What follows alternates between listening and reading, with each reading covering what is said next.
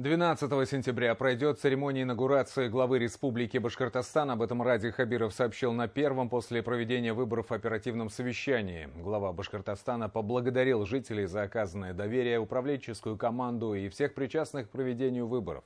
Также он отметил, что к концу следующей недели правительство, которое по правилам уйдет в отставку, уже должно быть сформировано.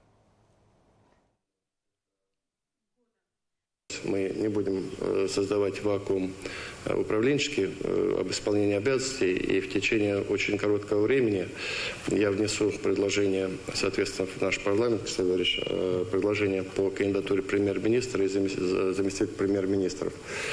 Я, уважаемые коллеги, разумеется, сохраню преемственность управленческой команды, с которой мы прошли не самые простые, не самые легкие годы. Но все это организованно надо пройти, и каждый на своих местах пусть выполняет свою задачу.